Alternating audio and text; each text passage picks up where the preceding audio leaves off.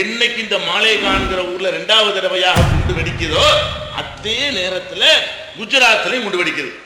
அதே நேரத்தில் இங்க வெடிக்கிற அதே நேரத்தில் குஜராத்ல மாடேகான் ஒரு பகுதி இருக்கிறது. அந்த ஊர்ல குண்டு வெடிக்கிறது. அதுல ஒரு சின்ன பையன் மட்டும் சிறுவன் தான் சாவுறான். மக்கள் இல்லாத இடமா பார்த்து குண்டு வச்சிருக்காங்க. அதுங்க எப்படி தேர்ந்தெடுத்தாங்கன்னு அப்புறம் சொல்ல வரும். அப்ப மாலேகான்ங்கிற ஊர்ல குண்டு வெடிச்சு அதே அன்னைக்கு குஜராத்ல மாடேகான்ங்கிற ஊர் இடத்துல என்ன செய்யுது, ஒரே நாள்ல 2 குண்டு வெடிப்பு நடக்கிறது. உடனே வந்துட்டாங்க, நாட்டில் நாச வேலை பெருகிவிட்டது, பாகிஸ்தான் ISI உடைய சதி, உசாமாவுடைய சதின்னு சொல்லி நினைச்சிட்டாங்க. அது ஒரு பண்ணி அதை பப்ளிஷ் பண்ணாங்க.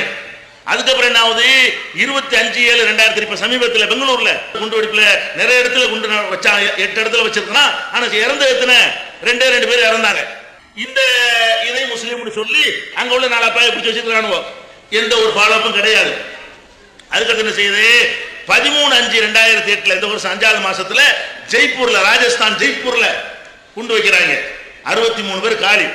அந்த குண்டு வெடிப்பை வச்சு முஸ்லீம்களை நரவேட்டை யாருறாங்க. ராஜஸ்தான்ல என்ன செய்யறான், முஸ்லீம்களை பூரா கொன்னு குவிக்கிறான், கடையை சூறையாடுறான். அந்த குண்டு வெடிப்பு நடந்த உடனே அவ்வளவு அநியாயம் நடக்கிறது.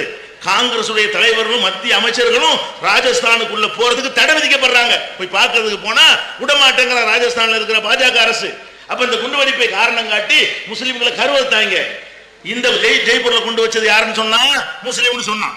அதுக்கப்புறம் என்னன்னு கேட்டா 26/7/2008 ஒரு குண்டு வெடிப்பு அகமதாபாத்ல நடக்கிறது. அதுல 55 பேர் இறந்து போறான். இப்ப இந்த வருஷம் 7வது மாசத்துல 55 பேர் காலி. உடனே அதையும் முஸ்லீம்னு சொன்னான். அதே தேதியில அதே குஜராத்ல சூரத்துங்கிற நகரத்துல ஒரு குண்டு வெடிக்கிறது.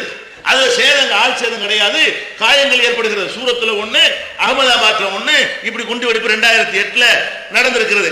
அதுக்கப்புறம் 9ஆம் மாசம் 2008 செப்டம்பர் மாசத்துல டெல்லியில மறுபடி குண்டு வெடிக்கிறது.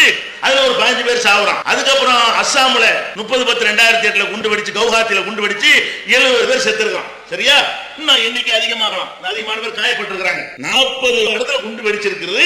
2 இடத்துல என்ன பண்ணிருக்கிற, முஸ்லீம் செஞ்சான்னு ப்ரூவ் பண்ணிருக்கிற. மீதி இடங்கள்ல எல்லாம் நடந்த உடனே முஸ்லீம் மேல ஒரு பழிய போட்ட நிரூபிச்சியா, முஸ்லீம் அந்த அந்த குற்றம் செஞ்சவனை நீ கண்டுபிடிக்கலன்னா தொடரத்தானே செய்யும். உண்மையில எவன் செஞ்சான்னு கண்டுபிடிக்கணுமா இல்லையா?